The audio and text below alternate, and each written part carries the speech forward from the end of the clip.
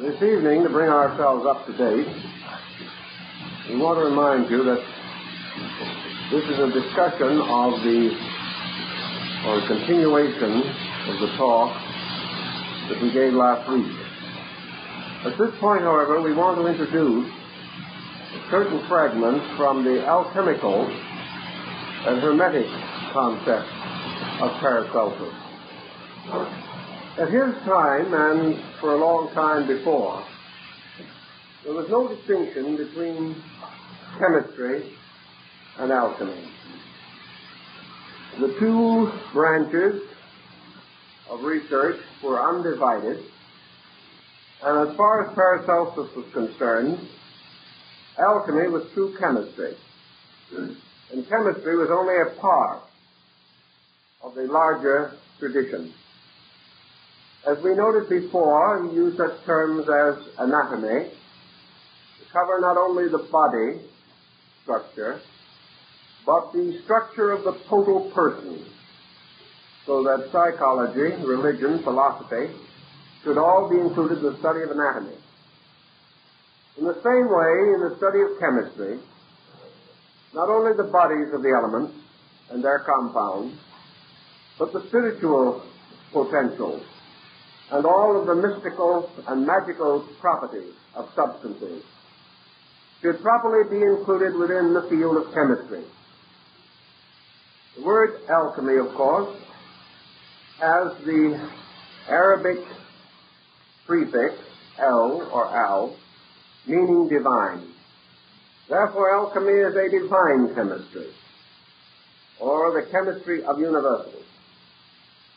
It was derived in part from philosophy and contributed again to philosophy.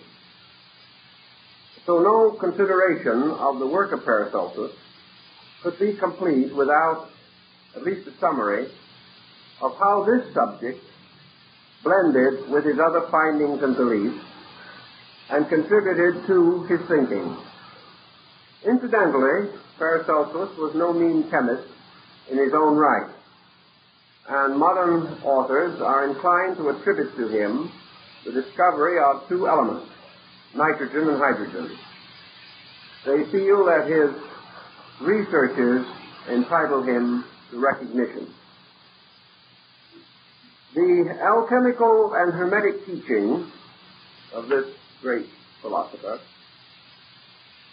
uses the same terminology that we find a little later in the 16th and 17th century Hermetic school of thought. Primarily, three elements are recognized: salt, sulfur, and mercury. These elements, through their mingling, produce the mysterious stone of the wise. This stone, the lapis philosophorum, was a threefold mystery in itself, for it included the powder of projection or transmutation, by means of which 1,000 times the weight of the material could by this powder be transformed into pure gold. The second important quest of the alchemist, incorporated in the search for the stone, was the Elixir of Light, a mysterious substance for the indefinite prolongation of human existence, at least so generally believed. The third goal was the universal medicine, an absolute panacea for the woe of the world. Many chemists labored their lives through with ancient formulas and recipes, attempting to solve the mystery of the stone. Paracelsus declared that the secret was imparted to him in Constantinople, and that a piece of the stone itself, called by him Azoth, was concealed within the handle of his sword and went around with him wherever he traveled. This stone had the power to impart itself to other substances, so that it could be infinitely projected and its utility eternally prolonged. That these symbols have more meaning than may first appear is inevitable. We cannot begin to exhaust the fire philosophy tonight, because actually it is as complete and involved as any system that we know in the world today. We must immediately forget the quaint notion that these chemists were merely avaricious mortals seeking wealth. This may have been the false goal of some, but the hard core of chemical research was composed of idealists, dreamers, and mystics who recognized in their art, or in their philosophy, a recapitulative science, a science which would enable them to reproduce the workings of the universal mystery of life. They were deeply concerned with these subjects, and Paracelsus was one of their great guides and teachers, one who pointed the way to numerous useful and also many mystical experiments. The theory of Paracelsian alchemy relating to the elements begins with the concept that the physical elements as we know them, by their peculiar and particular construction, can never be completely amalgamated. Thus, in their outward natures and forms, the identity of elements can be changed, but actually the elemental principle itself cannot be altered. It must be altered only from within, although combinations of elements may result in numerous compounds which appear to be different. The problem of compounds is not sufficient. This is merely an application of a principle. But the main end was to discover the method of reducing elements from their growth to their essential parts, from that phase of their existence which is apparent and belongs to the sphere of effect, and that phase which is not apparent and pertains to the sphere of causes or of essences. Thus, when Paracelsus refers to gold, he does not refer to metallic gold as we know it, but to the spirit of gold, to the mysterious essence of gold after all of its physical attributes have been dissolved. When he speaks of salt, he speaks not of the salt that we know, but of the spirit of salt, that which has been completely purified of its body and is an invisible and intangible essence. And when he speaks of mercury, he does not refer to the gross chemical or substance or element which we know as mercury. He refers to the spirit, the mysterious volatile agent which is locked behind the principle of mercury. Thus he gives us a bit of very important philosophy when he says that these substances in their physical combination will form compounds, but the essences of these principles in their transcendental combinations form identities, and that they cannot be brought together in the construction of the universal medicine until all of their material attributes and aspects have been completely purified or transmuted. He also points out that all material elements are the result of the outflowing of their magisterium or invisible principle. Therefore, visible gold is an extension of invisible gold. It is a growing downward from an unseen root, a gradual emergence from the unseen to the seen, a procedure from the fine to the gross, from the nature of essence to the nature of substance.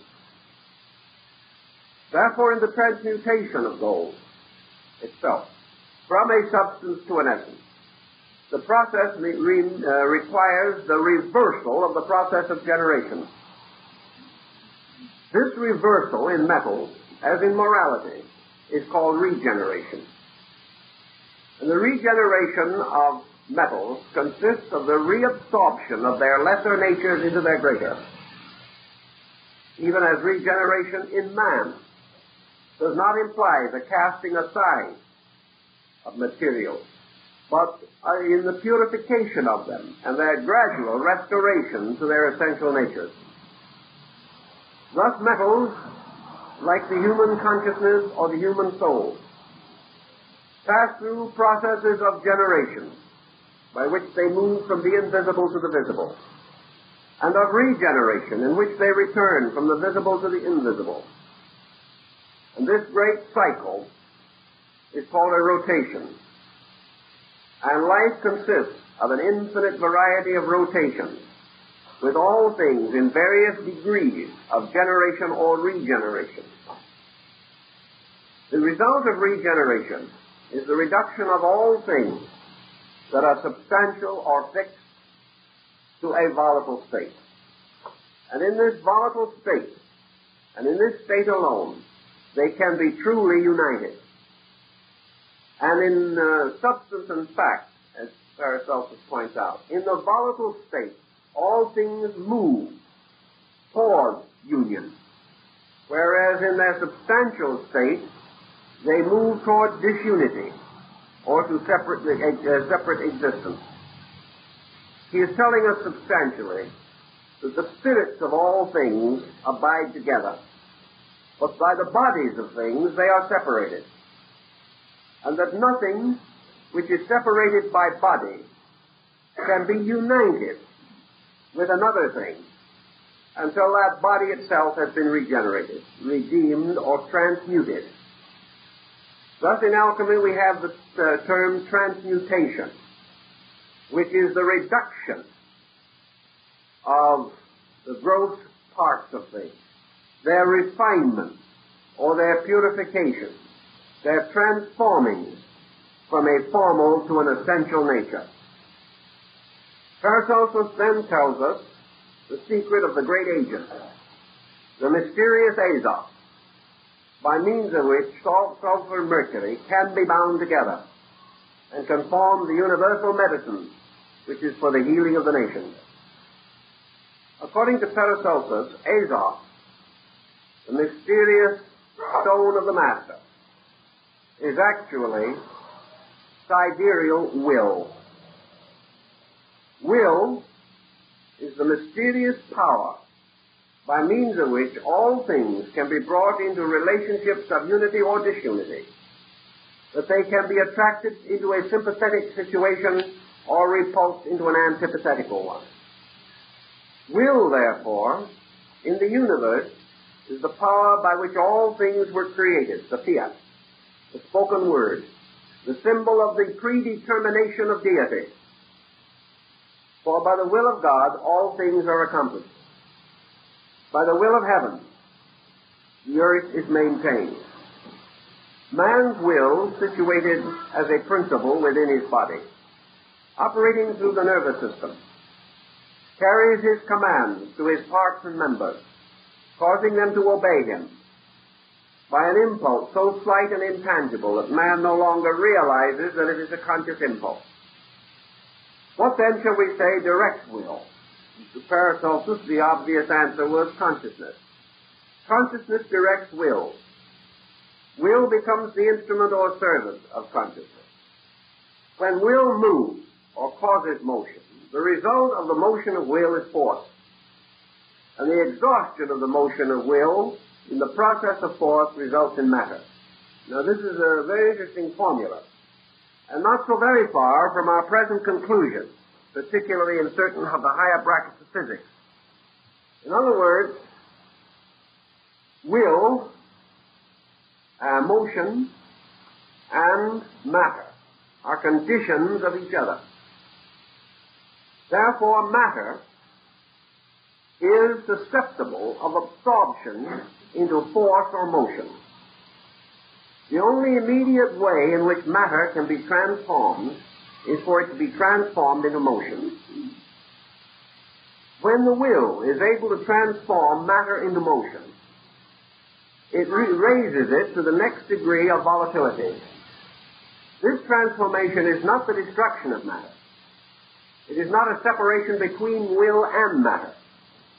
It is the restoration of matter as force, regeneration, or transmutation. Paracelsus points out that nothing can be transmuted into that which is dissimilar to its own essence. Thus gold can be formed in alchemy only because the seed of gold is in all things. Gold cannot be produced artificially where gold is absent. But Paracelsus points out that there is no place where gold is absent. In the same way, by any means or method within the sphere of the Hermetic art, these seeds, which are eternal in space, the seeds of substances, elements, metals, principles, these seeds can be caused to grow by art. And according to Paracelsus, alchemy is art perfecting nature. That the alchemist becomes therefore the gardener, the servant, the handmaiden of nature, assisting nature, performing only such experiments as nature itself has performed, but reversing those processes by means of which nature first placed the elements in the world, and by reversing these processes, rescuing each element from its grosser part and restoring it to its higher or spiritual part. Thus the redemption and resurrection of metals is revealed or shown in such alchemical texts as the Splendor Solis, where we see the resurrection of the metals symbolized by the resurrection of Christ, because it represents the resurrection of principles, the restoration of the identity between matter and force.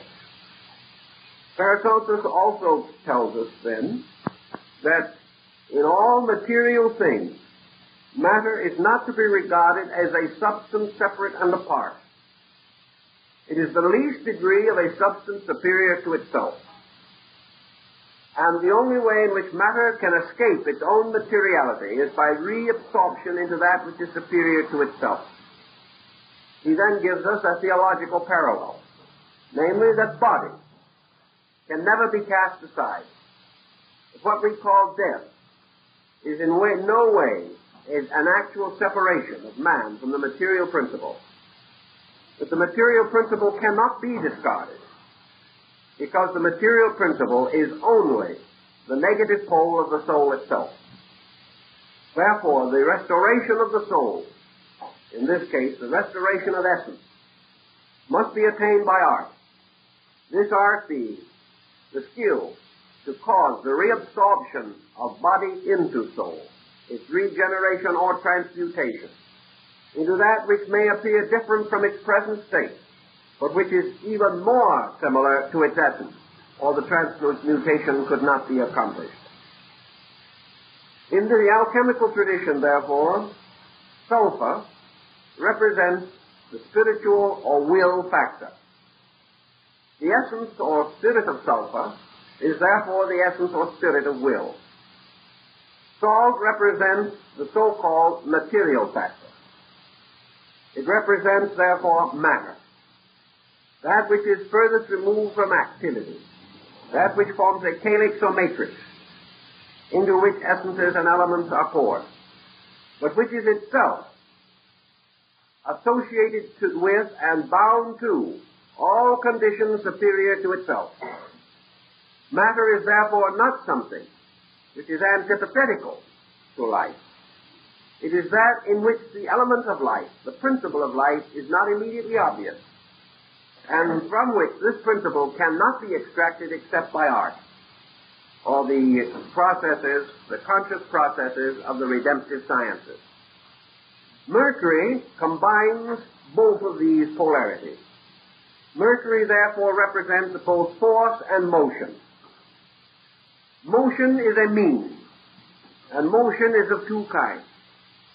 Motion is a thing moving from one place to another, or a condition advancing or retiring from its existing state. Thus we may say that motion is quantitatively or qualitatively defined. An individual who goes from Los Angeles to San Diego proceeds as a result of a kind of motion. An individual who ascends from stupidity to wisdom is also moving, but it is a different kind of motion. These various types of motion have given rise to speculations relating to the fourth dimension. But qualitative motion is that which is identified with redemption, regeneration, or transmutation. Qualitative motion is therefore a qualitative return to a superior condition by an evolutionary means, or a qualitative descent to an inferior condition by an involutionary procedure. Mercury is the controller of motion. Mercury represents, therefore, the binder. In man, Mercury is the human soul. The human soul, being will, gradually transforms or unfolding into the aspect of force or motion. And as this force or motion, as soul, stands between body, which is salt, and consciousness, which is sulfur, Mercury becomes what is called the universal solvent. And this solvent, as Paracelsus describes, as the twofold nature of the psychic self. This twofold nature being composed of the intellectual and emotional propensities. The intellectual faculties create solution. And that by solution we now mean bringing into a state of solution as a material substance, not a solving, but brought into a suspension within a liquid or fluid. The intellectual state of solution is the result of a series of processes by which man intellectually discovers the superior natures of things in relation to their appearances. A simple example of this is that man, studying effects, gradually becomes aware of cause. He is unable to see or personally examine cause in most instances. Yet he creates a vast abstract universe of causes to sustain and rationalize the effects which he can see. If his rationality is true, if his reason is correct, these causes which he has hypothecated ultimately will be demonstrated to be true. Thus, the mind is constantly binding the invisible superior to the visible inferior, building bridges of reason across the interval between cause and effect. The emotional side of man's psychic nature accomplishes not by reason, but by emotion or by love. Therefore, love is an emotional bridge. It is a psychic quality of affinity. And affinity is another term for bringing together of things. Therefore, through faith, through sublimity, through imagination, man creates bridges between qualities and conceives of the possibility, through love or affection, of achieving transformation or transmutation. The psychic life, as Mercury, carries within it the power of the king, which is sulfur, and it also extends downward into matter as force. Therefore, Mercury is a binder, a solvent, which accepts into itself many things, finding in these acceptances the basis of a new Hermetic union, or a Hermetic marriage, as it was called by the alchemists. The absorption of the body into the soul, therefore, results also in the creation or generation of the homunculus. The homunculus being the crystalline correspondent to the body, the transparent being, the child made of glass, and fashioned within glass, the glass in this case being the alchemical retort.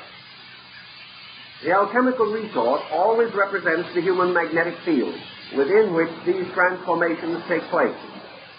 Regeneration, therefore, is an experiment performed within the bottle of the human astral body, which to Paracelsus is not the same as the emotional body of modern mysticism, but is a complete psychic envelope containing within it all those parts of man which are associated with material or objective individuality. Here we have then sulfur as the pure symbol of the spiritual will, the goal. We have also mercury, that which is forever seeking to overcome interval. Mercury overcomes interval intellectually, where it overcomes prejudice, where it overcomes ignorance, superstition, or these artificial dividing factors by which human relationships are mutilated. Mercury overcomes interval in the sign of faith, belief, love, service, and all these emotional strengths, by means of which man comes to an apperceptive sense of identity with life and with other living things. Thus Mercury is called the sun, in this case spelled S-O-N. It is the offspring. It is the product of the union of will and matter. It is the soul, which is the product of the union of spirit and body. Now, the alchemical symbolism also sometimes tells us that Mercury is the result of the marriage of the sun and moon. The sun, in this case, is the spirit or sulfur principle. The moon is the earth, material, or salt principle. Mercury, the child of the sun and moon, the progeny of heaven and earth, that which is born of the universe and of nature, or as Goethe tells us in Faust, is suspended twixt heaven and earth, dominion wielding. This mysterious great figure of the Sephar Zohar, the great image of Nebuchadnezzar's dream, the being with one foot upon the earth and the other upon the sea and its head in the sky. This great symbol of the complete cosmic being is man. Man is the son of heaven and earth, the son of God and nature. He is the one that stands at the ascending apex of forms and at the descending apex of spirit. Within himself, the two irreconcilable opposites, otherwise not in nature brought together, salt and sulfur, body and consciousness. In him they are united by the link or bridge of soul. Therefore, man is a living soul. And because he has a soul, he is equipped or possesses within himself all of the elements required to the perfection of the soul, which is his own immortality. Through the union of spirit and body in the neutral field of the soul, all things necessary to man may be achieved. His regeneration, transmutation may be accomplished. And within his own composite nature is the final formula for the projection of the red lion, the mysterious universal medicine. Paracelsus then tells us what this medicine is substantially. He tells us that this medicine is composed of the union of divided parts, the things which are otherwise not related, not united, and are in their outward natures and substances dissimilar, and therefore exist in an artificial union susceptible of dissolution, that these opposites, through the power of the soul, it can be rescued from their grosser natures, and in their essences may be combined, thus being combined by the actual chemistry of the soul itself. Thus, according to Paracelsus, body is not rejected, merely calcinated or destroyed. Body returns or is reabsorbed into soul, as in the Buddhist idea of the dewdrop slipping back into the eternal sea. In the soul, the superior and the inferior are bound together in the indissoluble union, which the philosophers termed the Hermetic Marriage, and which was the beginning of immortality. This immortality was due to the fact that it was established upon sympathy, that the elements were no longer in conflict with each other, but had been brought into an absolute equilibrium. And in this equilibrium, there was neither stress nor pressure, neither abundance nor depletion, but all things being in absolute equilibrium were indestructible. Therefore, the transformation of flesh into soul brings with it the secret of eternal life. Paracelsus did not deny, however, that all processes which take place within man may also take place within nature, and that if it is possible in the psychochemical experiment to create immortality for man, it is quite conceivable that in the field of the medicine, the elixir of life can be formulated in the same way. For everything that is true in man is true everywhere else in nature.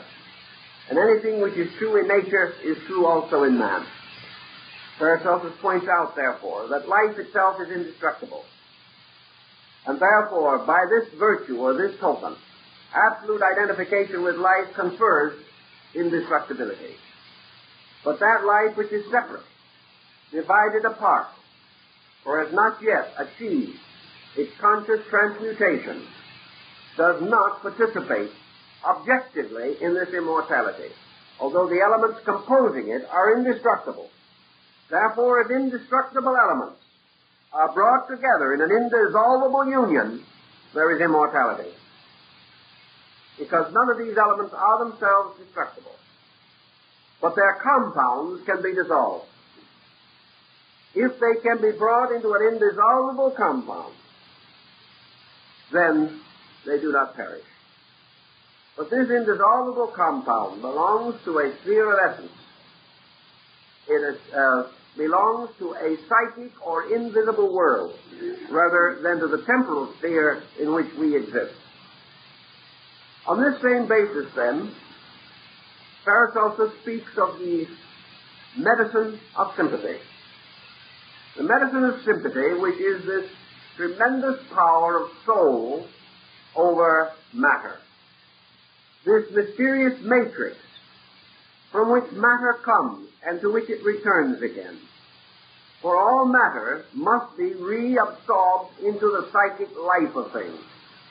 This is a point that perhaps is of great interest in modern psychology, because Paracelsus was perhaps one of the first to point out that the entire psychological chemistry of living, with all of its experiences, its problems, its difficulties, its tribulations, that these experiments are all involved in the process of transferring the central focus of human existence from a physical to a psychological plane. Ultimately, the body and all attributes which we now call physical will retire into the psychological, and man will be a psychological being rather than a physical being. And every essential principle contained in body will be re-established and reintegrated upon the psychic level. Thus, the ultimate or the next major state of man will be as a psychic being, participating in the nature of Mercury, whereas today he is too close to the salt, which is so symbolically associated with tears. Perhaps this is why the ancients believed, the Egyptians particularly, that the water of tears was a medicine against death. And in their graves and in their monuments, they placed small lacrimals, usually adorned with the head of the deity Hathor. These lacrimals were supposed to contain the tears of the mourners, and they formed the medicine. And the Egyptians believed that tears were the medicines which perfected the soul. A point which can be symbolically extended in a very interesting way. Now we're going back with this basic thought of the chemical field of Paracelsian thought to our problem of the sympathies which exist. We are now able to proceed on his medical philosophy with certain new points available to us. One of these points is that sympathies exist only on levels of essential being or of essence, and therefore that things to be brought together can only be held together in their essence, never in their form. That in medicine, the essence of the medicine is the remedy, not the body thereof.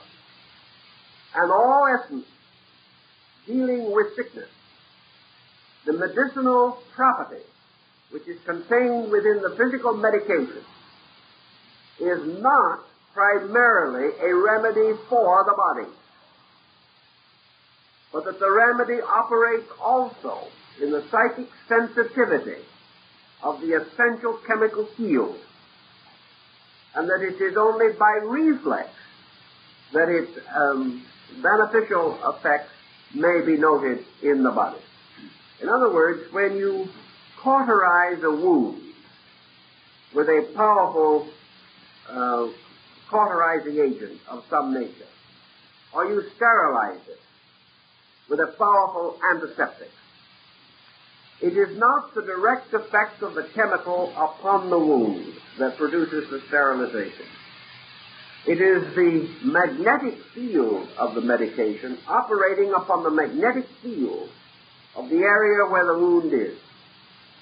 And by reverse, or by extension, the moment certain antipathical or negative energies are removed from the invisible background of the wound, it will no longer suppurate or infect. Essence cannot affect substance primarily. It must affect the essence behind the substance. Also, one substance upon another, outwardly, will produce very slight remedial results, because it would be like throwing a rock against another rock. We could not expect anything more than a powerful resistance. To become effective, therefore, a remedy must pass between the interstices of a grosser substance and reach into that which is behind or within. Medications, therefore, consist of forms and essences. But the remedy is not in the form any more than the value of the pill is in the capsule in which it is placed. The physical remedy, then, carries with it an invisible magnetic factor. This magnetic factor may be simple, derived from a remedial substance in nature. It may be compound, being formed out of several substances, either natural or in one way or another produced by art. But in any event, the remedy, when it is complete, carries within it a vibratory power, a vibratory formula. This vibratory power or formula, striking upon the sensitive, vital double of the material structure, is able to unite with it, inasmuch as man has all substances outside of himself within himself. There is a substance outside suitable for the repairing of any damage inside. Not, however, physically alone, but because both share in a common substance essence. They share in a kind of energy.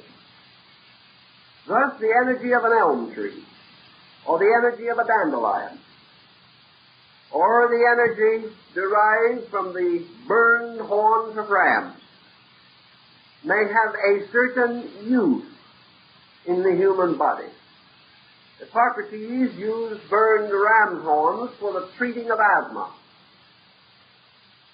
And gradually a very elaborate series of remedies arose, which according to Paracelsus were remembered only by their names or structures, but the real method or means of their efficacy was not understood. This efficacy lay in the compatibility of the vital field. there is something in man that is vibratorily sympathetic to an elm tree. Something else that is vibratorily sympathetic to a dandelion root. There is some part of man's nature that responds to these different energies around him.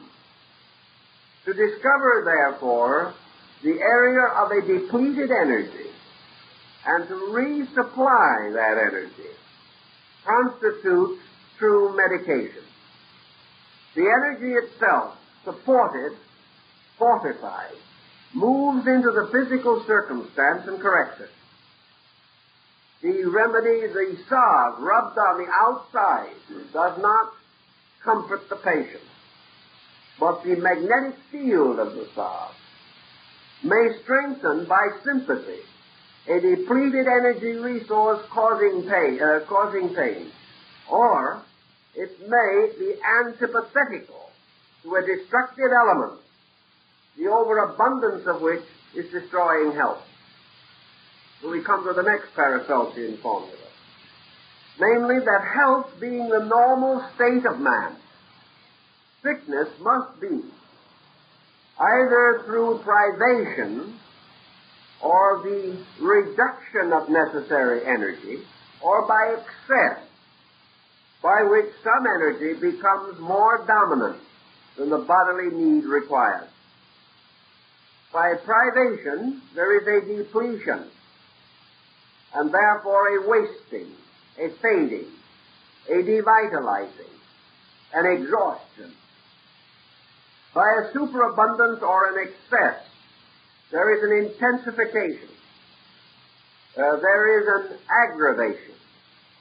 There is a swelling or an enlargement. There is some circumstance arise which indicates that some element is present in quantities too great to be useful. And most elements composed in the nature of man are in their proper quantity useful, and in their privation or excess dangerous. Now, Paracelsus also noted that nature has a tendency to come to certain relief or help of the physician in cases of remedy. Remedies which are natural in themselves and which operate primarily through the instrument of nutrition. In other words, medications that are derived from natural sources and are in themselves neither toxic nor violent. If taken into the body in a superabundance in the course of treatment, are usually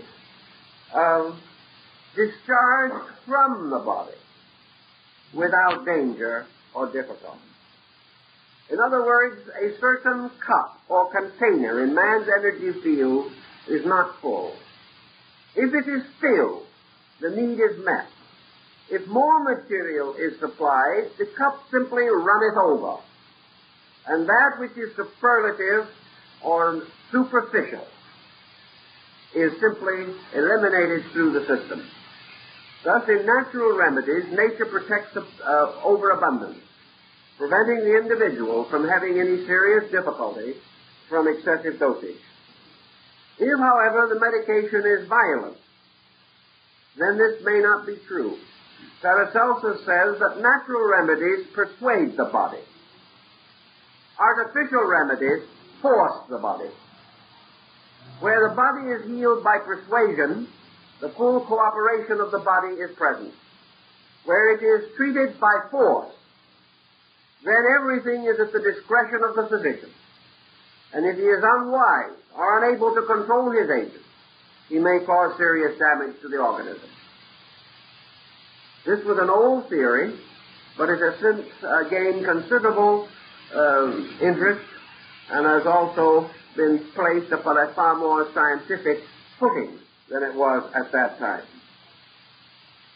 Now, recognizing then that man is surrounded by sympathetic sources of energy, the Paracelsian corpus points out that the health of the body of primitive man and of man in his natural state is through nutrition. And nutrition involves both food and respiration. Of course, water is included with food. If, therefore, the normal person is normally nourished, and his nourishment is wisely and naturally selected, he is in the best probability of maintaining good health. If, however, through lack of discrimination or discretion, he departs from those substances suitable to the nourishment of his kind, or through ingenuity or other means, disturbs the natural chemistry of nutrition, then he is no longer sustained or supported, and must fall back upon his own resources to determine his tolerances, and to protect himself against excess and privation. Paracelsus therefore points out that the science of nutrition to the average person is the only way in which the exact method of supporting the body can be communicated or informed. Thus, the individual who wishes to be healthy must gain a certain basic knowledge, and if he does not attain this knowledge, he must depend either upon instinct or upon remedy. The animal kingdom, depending largely upon instinct, is seldom sick as a result of its food. Man, not able to depend directly upon instinct because of the false education of his appetite, is subject to numerous indiscretions, for which he must compensate by medication or by scientific assistance. Having thus recognized that nutrition is the ideal basis for the concept of the maintenance of body vitality, Paracelsus then makes great point of exercise, sunshine, hygiene, and was for many years experimenting with mineral baths and things of that nature.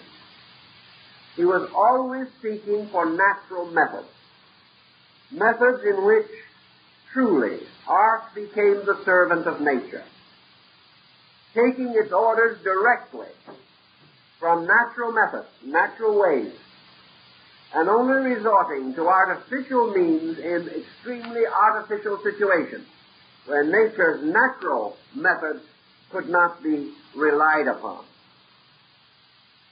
In this way, he gradually envisioned what might be termed normal health. Health in this case being the pure and complete circulation of energy through an undefiled organism, and that this organism was under the control of a creature, by nature reasonable, by emotions moderate, and by enlightenment illumined in causes. A creature with its spiritual root in religion, its intellectual life in philosophy, and its material existence within science.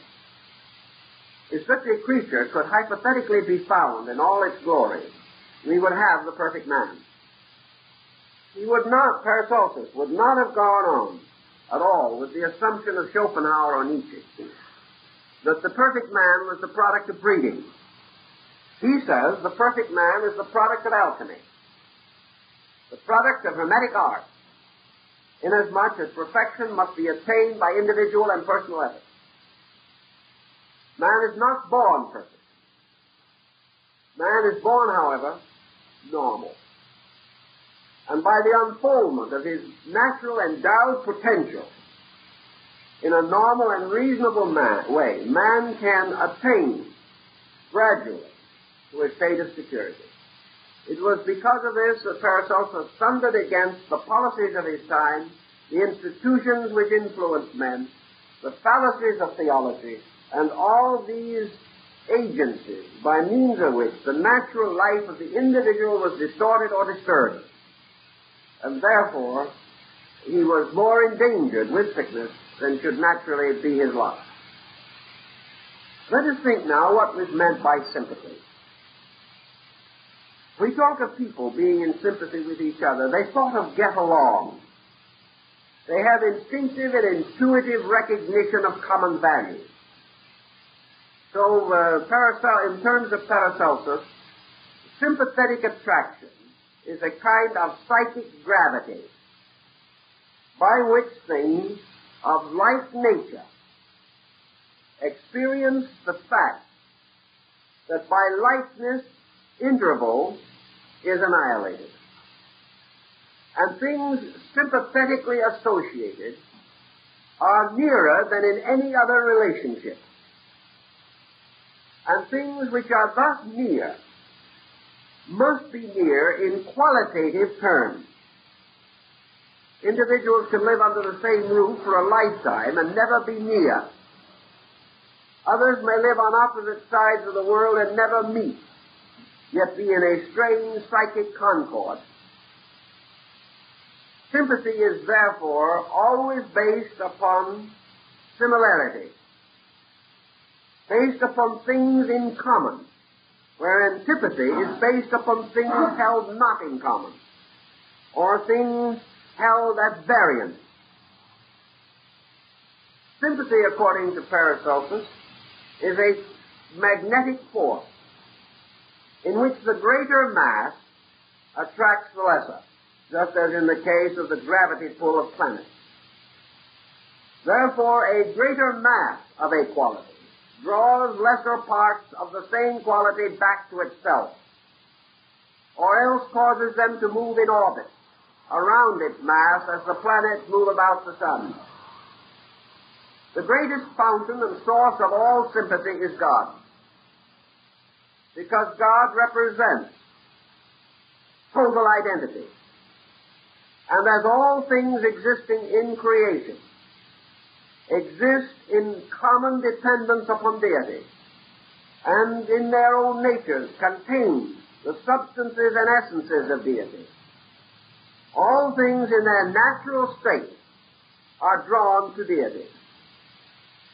And that which interferes with this magnetic sympathy is egoism, or personal will, or the barrier set up by bodies. Bodies cannot be identical. Essences can. Bodies heat together to form masses. Essences uniting together are not even visible. Essences united together also neither increase nor decrease the sum of essence, inasmuch as the essence itself is eternal, and whether united or not united is of the same quantity. Thus in nature, the sympathetic attraction of things is always like attracting like. This is true spiritually, philosophically, emotionally, psychologically, and materially. This, however, is a two-edged sword. For if like attracts like, this attraction is primarily upon the level of vibration. Things of similar vibration move together, draw upon each other, or are drawn inevitably by the greater mass of the same vibration to identity with it, or to form satellitic motion around it. If, therefore, sympathy thus exercises a continuous push or pull effect, it becomes obvious that the quality of the factors will be of supreme importance. If like attracts like, negation attracts negation, death attracts death. If like attracts like, we must assume that any destructive tendency that we may possess draws destructive energy, and that therefore what we call growth is a thing calling upon energy like itself for the continuous substantiation of its own existence. The terms may be quaint, but I think the meaning is rather obvious. As Cassandra, the muse of doom, observed, the one who sows the whirlwind must reap the whirlwind. Whatever be the quality by which we attract, so we will attract. Whatever be the motivation behind the impulse to attract, so will the thing attracted be motivated. Attraction is by one of two sources or circumstances. One is the unconscious will, which is locked within substances themselves. And the other is the conscious will, which can be administered by man, and which will respond to the insistences of his conscious purposes.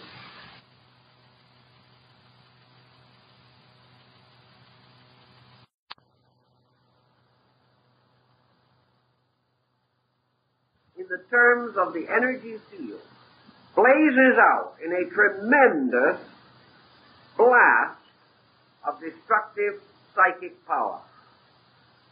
This blast, almost like an atomic blast, does to a certain degree block the normal circulation of good energy. It decreases the power of the constructive polarities in the body, exercising their functions and attracting constructive energy. Therefore, all excess of all kinds is paid for by the depletion within some other field of the organism. The moment balance is lost, health is lost. Only the circumstances are not sufficiently obvious for us to recognize them immediately. In the same way, a person moved by great kindliness, great affection or regard, sincere esteem and respect, becomes in sympathy with the entire and total field of natural energy. Also, with the released, developed, and individualized fields of this psychic quality, which man himself has enriched through time. Thus, all kindliness calls upon the kindly availability of life, draws energy of its own quantity and quality, and attracts according to the intensity of the demand, thus causing an enlargement or an enrichment. Paracelsus points out that all energy fields, which are in themselves constructive, are vitalizing, whereas all that are destructive are devitalizing. It may happen that in a moment of great appreciation, we energize our love of beauty in the presence of a great object of art or something of that nature. This causes a powerful psychic center to attract aesthetic energy. This aesthetic energy, however, is essentially good. It is essentially beautiful, essentially true. This energy, therefore, may support and will be sympathetic with a variety of other energies in man. We frequently hear an individual say that after reading a beautiful poem or looking at a beautiful picture, he feels better. This is because his entire nature has been invigorated by proximity to highly constructive energy. Remembering always that every mood, every division of temperament, every attitude, every thought, every emotion, each one of these is a rate of vibration. Thus, such rates of vibration, drawing upon their own kind, strengthen, intensify, and gain new means of operating upon the body, thus strengthening or helping to build objective sensory perception and appreciation, sensibilities, and sensitivity. Everything being thus vibratory, the sympathetic polarity must be understood and cultivated. Here Paracelsus gives us a peculiar but vitally interesting moral or spiritual reason for integrity.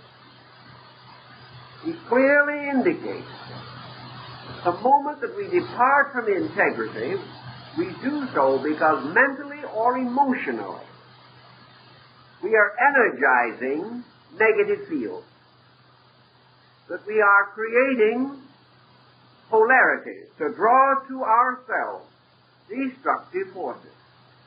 And these bombarding us will affect not only the particular emotion which they represent, but by overstimulating that emotion will further unbalance the total organism. Now, sympathies not only exist thus between man and creatures around him, they exist between man and the universe, man and God. And the sympathetic relationship between man and God is expressed or manifested through the mystical experience. This is an experience of sympathy. So Paracelsus tells us that no one can experience anything totally dissimilar to himself. That for which we have no sympathy can bestow nothing upon us. That for which we have sympathy must inevitably bestow upon us. Sympathy, by strengthening and vitalizing organization in the psychic and neurophysical field of man, by strengthening these polarities, will cause the individual to be aware, to have understanding of, to be able to participate in, to share, to know, to conceive, according to the level of his energy sensitivity. So all things bridge intervals of difference by sympathy. Nothing is ever bridged by antipathy. Psychic sympathy, which is, to a sense, your true philosophic mercury. Psychic sympathy, therefore, binds the individual to the objects of that sympathy, and by extension may stimulate or integrate the entire latent sensory band or extrasensory gamut, by which the individual, through extraordinary sympathy, may learn to know, apperceive, or sense things normally beyond his comprehension. If, therefore, he would know anything, he must be like it. And this likeness always applies to essence, for no thing can be known by substance. It must be known only by essence. To know a thing, it must be experienced. And to be experienced, there must be a sharing within sympathy itself. All understanding arises not from intellection, but from sympathetic rapport, in which the individual partakes in a common experience with someone else or about something else. The reason why we no longer even attempt to understand this is because we find ourselves locked or isolated in a personal universe in which we are unable to actually participate in the life of any creature except ourselves. We can name potatoes, but we cannot understand them. We can eat them and be nourished by them, but we cannot know them. To know a thing according to its essential nature, we must have an extraordinary sympathy with that thing.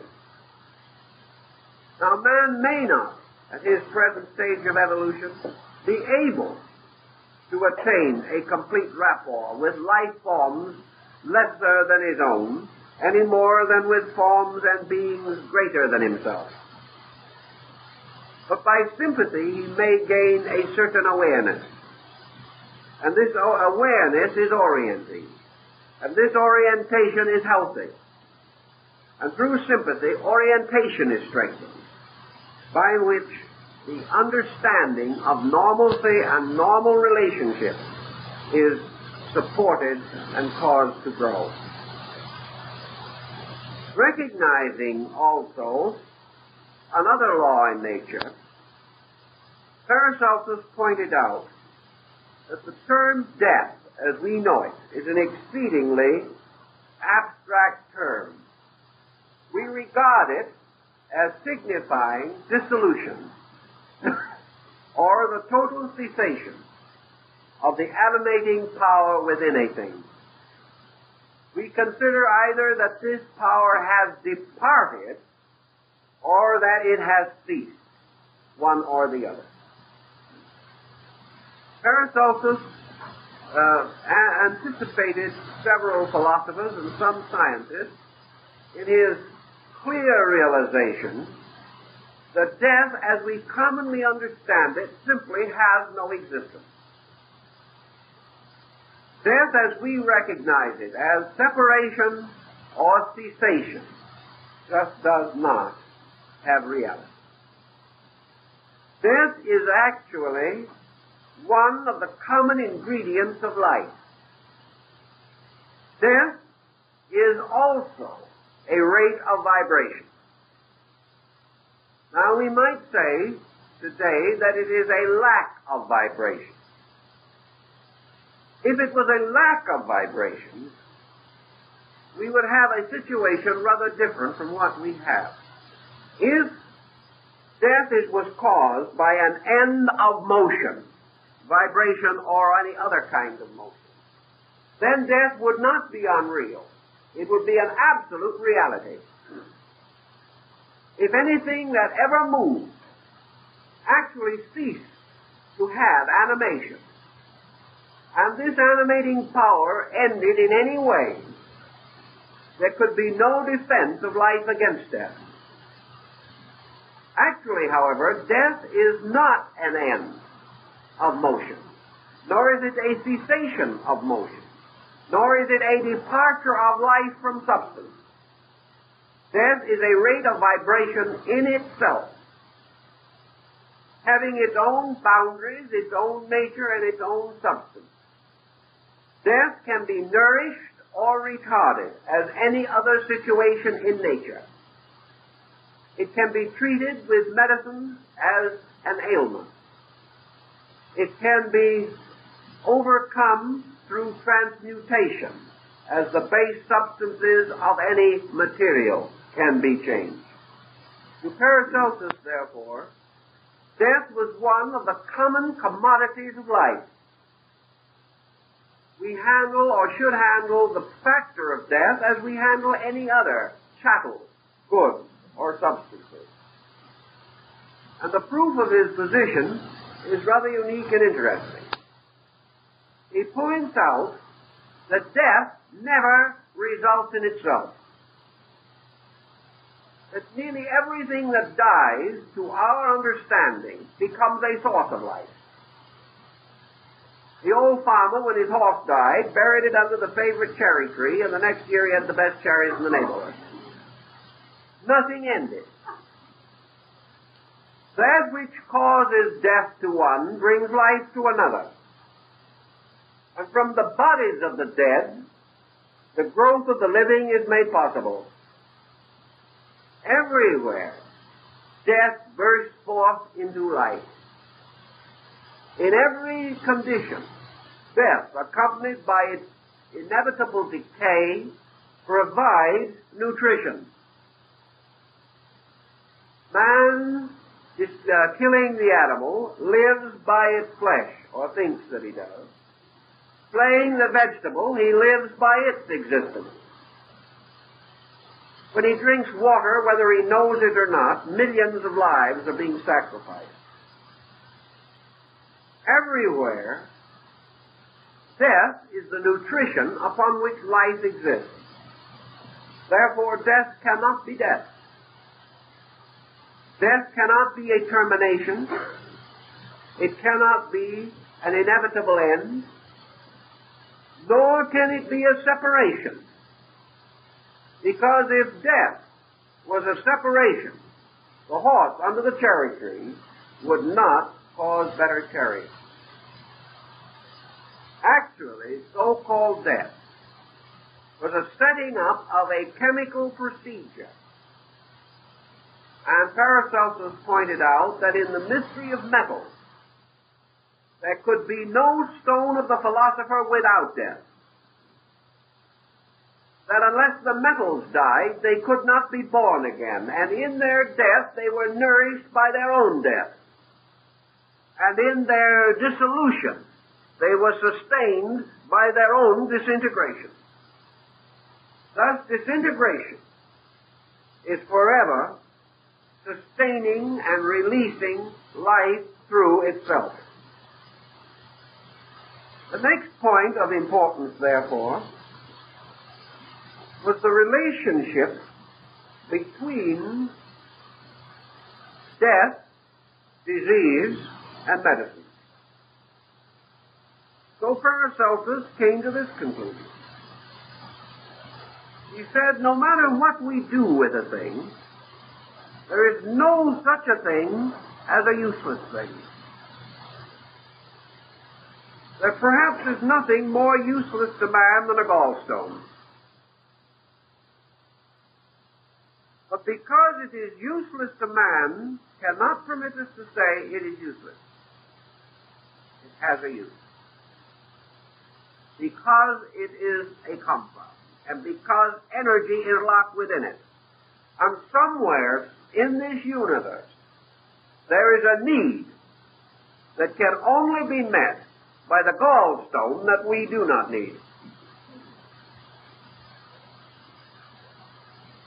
Because every integration, every substantial material thing has some kind of a purpose. The anger which makes us sick is somewhere needed. In some part of the universe, anger will fertilize good.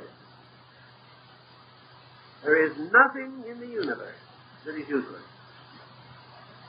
What we call, therefore, trouble is something where it is not useful, or something necessary and useful that is not immediately available. Paracelsus says that certain diseases which affect the human body are of the greatest of value to other creatures. And that man, suffering from them, does not realize that even as he suffers, some other creature is crying for that ailment to save itself. This opens an immense field of speculation. It reminds us that the air polluted by our breath is of great service to plants that find their life in that which destroys us. All through the universe, these sympathies exist. Now Paracelsus tells us that everything that is an entity, that everything that exists, is either where it belongs or somewhere else. If it is where it belongs, it is good. If it is somewhere else, it is not good. But no condition, not even a malignant disease, is mortal. The energy patterns are eternal. And for the individual, in the treating of disease, to overlook this is to work a great hardship on his kind. That attack of measles that you had is cured by medication, or having passed a certain time, it disappears. What happens then? Does it cease? No. It becomes a wandering case of measles looking for a victim. Not as a case of measles, but as a vibratory entity. Because every ailment is just as much of an entity as man is. Which may lead to the conclusion that in many instances man himself is an ailment.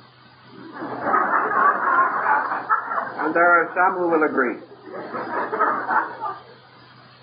Not long ago, in one of our foreign countries, there was a bad outbreak of a certain ailment. The country attempted to solve the problem by deporting the sufferers. It was merely trying to pass the ailment on to a contingent of states to solve. Some other country inherited them and began to suffer from the same malady. To drive evil across our borders into some other person's land is not to cure it. And ailments, diseases, are orders of life. They are living things with just as much inevitable and inalienable right to exist as anything else. We may not approve of the housefly, but we know that infinite nature created it. Therefore, it has to serve a purpose, and it does. The fly may be a nuisance, but the total absence of flies would be a disaster, because it would unbalance the processes of nature and would undoubtedly result in plague. Some flies carry it, bring the plague. No flies, and the plague would be incurable.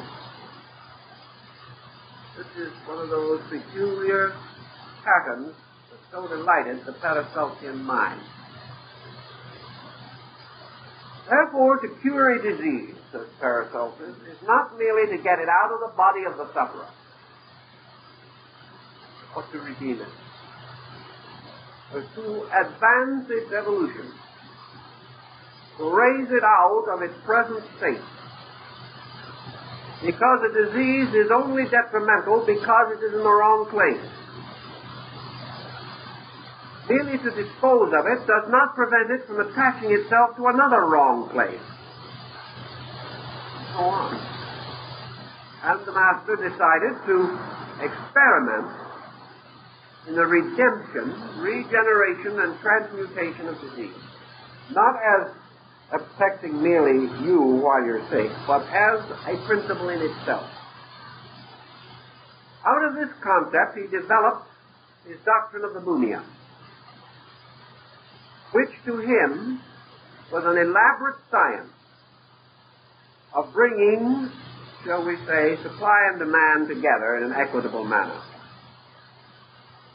The problem was to find out who needed the disease and make arrangements for that individual to have it and enjoy it.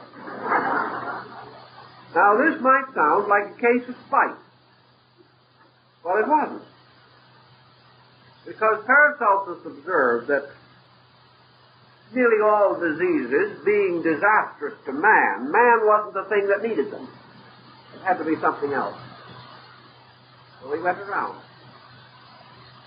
And he discovered that various ailments which we suffer from are vitally necessary as vibratory nutrition to certain other forms of life. And that a particular sickness which troubled a human being caused the pine tree to be happier than ever before.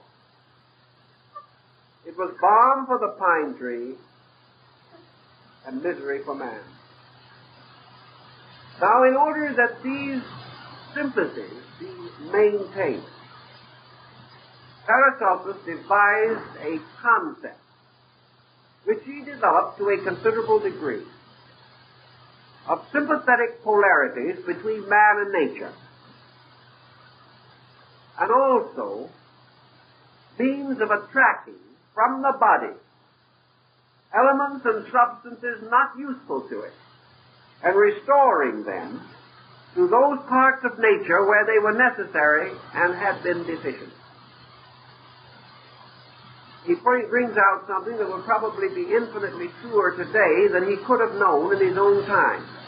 Namely, that one of man's principal activities is to unbalance nature wherever he can. He is perpetually interfering. In his effort to advance various projects of his own, he exhausts and depletes natural resources in many ways. Although he cannot destroy life, he breaks many of its essential compounds. And in order to advance some particular interest that he has, permits nature itself to pass into a state of sickness. After man has ravaged the land, the earth is sick. And it is sick not necessarily because this sickness has made man healthy. It is sick because man has wantonly destroyed, has misused and abused, and has been a false gardener in this wonderful world that has been given to him. As a result of this situation, it is necessary and right that man should return to nature in every way that he can, that which is necessary to maintain its equilibrium. That which is needed by man, nature gives him. That which man can no longer use or does not need should be returned wisely to nature, and not merely generally expended. As nature is hungry in many ways and parts, so it can accept and use these things. And many plants, flowers, and even animals not only can use, but will absorb, transmute, transform, and regenerate disease elements, which are detrimental to man. Thus, the important matter of restoring the balance of nature by a concept of finding utility, or the greatest usefulness for all things, and placing these things in the most useful possible relationships.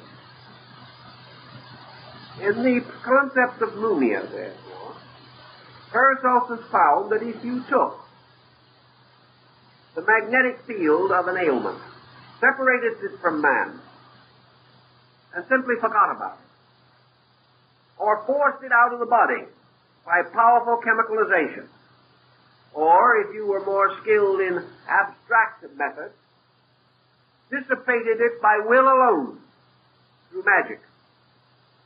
If you did any of these things, the ailment took the form of a ghost. It became an unembodied or disembodied thing. It remained like some parasite, waiting to attach itself again to some body, which by its emotional or psychic sympathy of a negative kind had come within the magnetic field of that ailment. If the individual, having broken down vital resources, was no longer able to protect the magnetic field, these parasites could attach themselves to it. Once attached, unless they were early dissipated, the psychic nature of the disease took hold of the psychic field and ultimately appeared physically, usually at that time too deeply rooted to be easily corrected.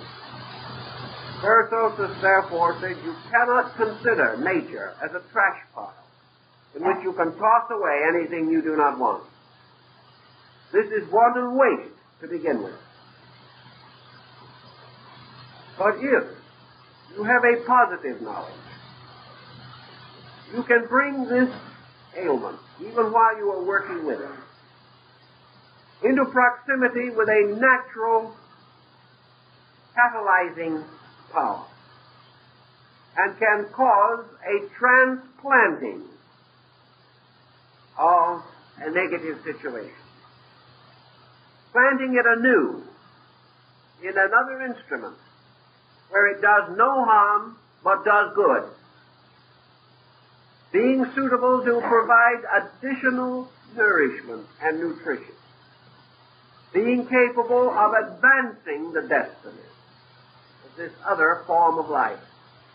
And because it is absorbed into a superior form of life, having its own destiny advanced. If this procedure seems a little strange to us, and it would, it has some interesting philosophical overtones. Paracelsus was not one of the physicians who cried out in hatred against disease. To him, disease was not an evil thing, a horrible monster. It was simply an organism unfolding its own way and according to its own nature, but in a place which was not suitable to the health of man. Therefore, it should be placed in an environment suitable to its own growth and nature. And the transference of the intangible or invisible element depended partly on the power of the human will to operate in the magnetic field. This brings us naturally then to the Paracelsian concept of the will as the instrument of divine magic. Paracelsus has frequently been referred to as a magician, usually in a most depreciatory manner, indicating merely a superstitious person who presumed or claimed to possess the power of conjuring. Actually, to Paracelsus, magic was nothing more or less than the product of the direction of the will. Wherever the will can be brought into activity, invisible changes, lawful and natural, can be induced. If the will requires, wishes, or demands unlawful or unnatural changes, then the individual is a black magician, a sorcerer, even a necromancer or a wizard. But if the will is used only to perfect nature and is directed and sustained by wisdom, faith, love, and law, the will becomes the great magical agent. The will becomes the genie of Aladdin's lamp. It becomes the symbol of the wand of the wonder worker. It has sovereignty over all processes in nature, unless it disobeys them. The moment it disobeys, it is driven from the garden, clothed with the skins of beasts, and loses its participation in the divine college of the angels. Thus, human will, embodied in the fallen Adam, is in war with divine will, embodied in the Archangel Michael, psychopompus of the armies of the Lord.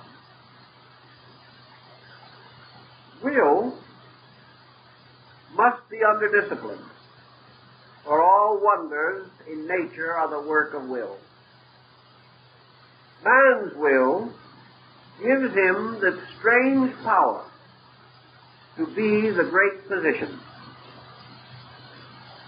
In the normal exercise of our daily life, we are continuously calling upon some phase of will. We cannot move without. We cannot act without its motivation. Yet there are many works of nature that can only be accomplished by will. And here is how Paracelsus explains this. We all know that a habit is the result of repetitious action. One incident will not create a habit or an addiction. One dose of morphine taken under medicinal supervision will not make a dope addict. 20 may. One drink will not make an alcoholic. 100 may. One exercise of the will does not establish a pattern, but a continuous exercise of the will in a particular manner establishes habitual patterns. All of the vortices and foci in the magnetic field can be influenced by the exercise of the human will. This is well known to the Indian yoga philosophy, where the universe, all things, are the product of will and yoga. On the other hand, man's will is not usually so sharp an instrument. It is neither integrated nor purposed, and is usually expended merely in the gratification of diversified whims and passing attitudes and interests. There is only one way, one essential way, in which the magnetic fields of the human body can be directly controlled, and that is through will. Now, this places a tremendous responsibility upon the physician. For as Paracelsus says, he must will only like God, or he will damage the situation seriously. On the other hand, it is no more serious to use the will in the healing of a disease than it is to use a powerful chemical medicine, which forces certain results regardless of consequence. But as this chemical medicine may have tremendous after effects, so the exercise of will, if it is unreasonable, unwise, selfish, or unenlightened, may correct one ailment only to place another in its place. Thus, the cultivation of the will as an agent in medicine means the possibility of man learning first to consciously direct the energies of his own magnetic structure, as he can direct the nerve impulses on the physical surface of things, so that without apparently realizing it, he may move his hand at will. So he can, in the invisible currents of his etheric and magnetic field, also cause these currents to intensify, to move in one direction or another, and to increase and decrease in volume. When imagination is added to will, the rates of vibration can be altered, or the will can move from one level of vibration to another.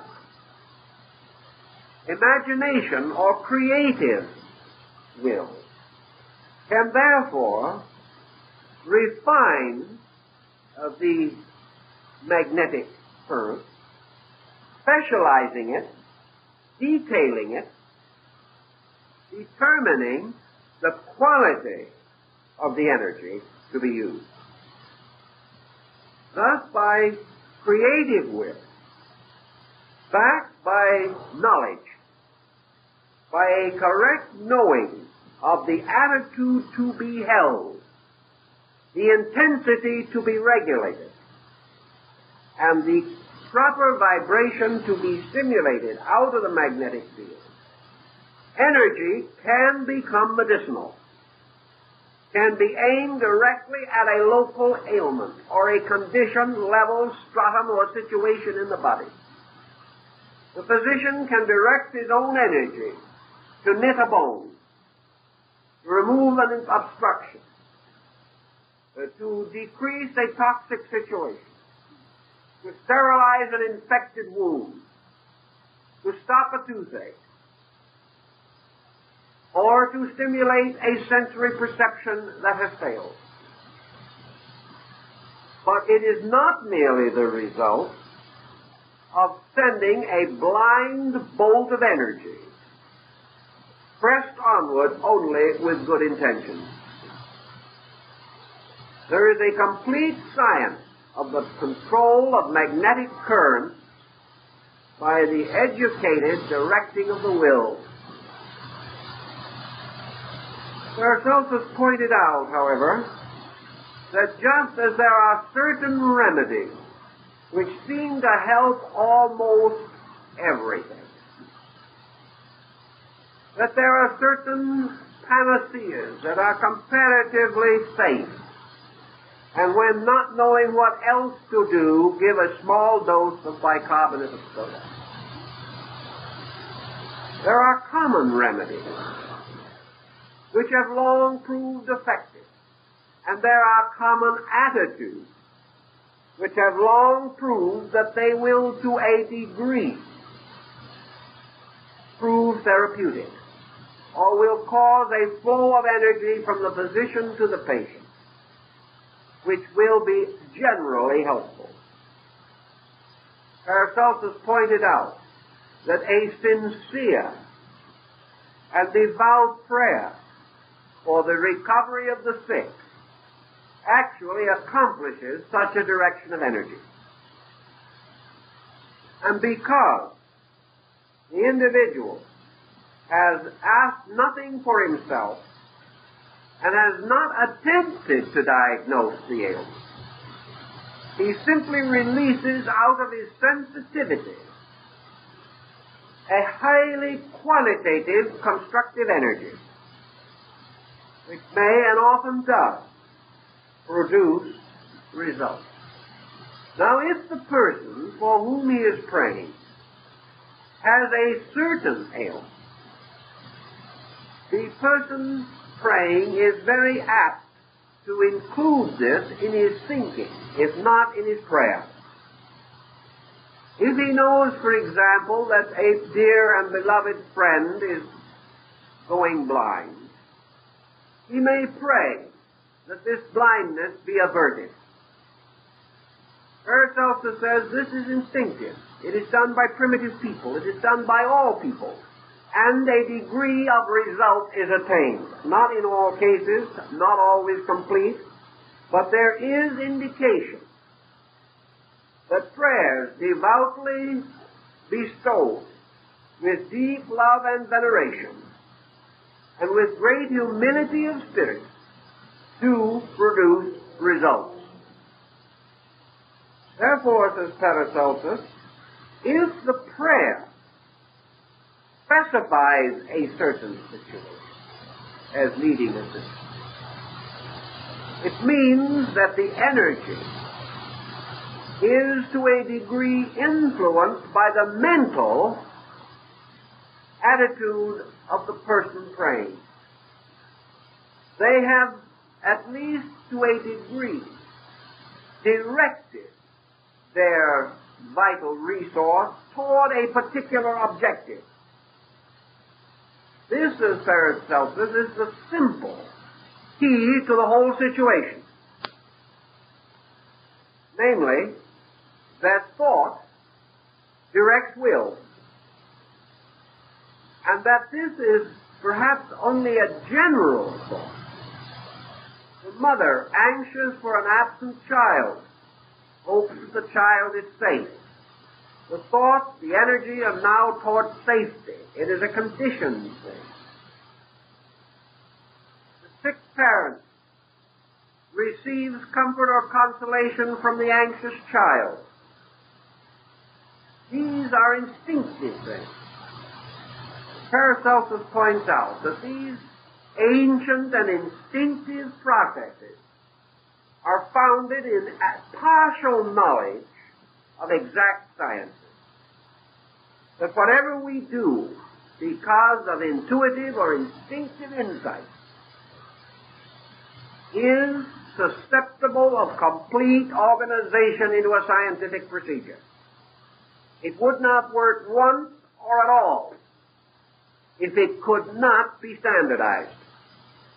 It is the absence of knowledge, the absence of the knowing of the procedure, which prevents the systematizing of these primitive and instinctive therapies. So the answer lies, obviously, that in thought there is an instrument which separates energies, focuses their rays, and directs them against areas. The average person cannot so think except instinctively, which means, however, comparatively little exchange of energy, because there is no continuity and no depth psychology involved in it. So Paracelsus begins to tell us something of the development of the visualization intensity in the will. If the physician can clearly visualize the structure, the condition, the problem, and energize that visualization, he can then control the flow of energies from himself, create the necessary sympathies with the depleted energies in the sufferer, and also, if necessary, create antipathetical energies against the condition causing trouble. Gradually, he reduces visualization of will and thus the transmission of energy to an almost exact biological process in which he is using now will instead of biological material. He is using will energy, condition changed, its vibrations raised, lowered, intensified, reduced, through the skillful and complete control of his own energy. He is also then able to transmit this so sufficiently and so completely as to assist the patient. To do this, however, he must not only have a correct diagnosis of the disease, but he must have a correct understanding of the energy fields behind all disease. And he must also, according to the Paracelsian concept, have as an available factor this knowledge of where the vibration which is causing the ailment can be relocated in a situation in which it is beneficial instead of unbeneficial. The half-foolish physician attempting to perform this may simply attach the ailment to himself instead of the patient, becoming the victim of the diseases in which he specializes, and this is not uncommon.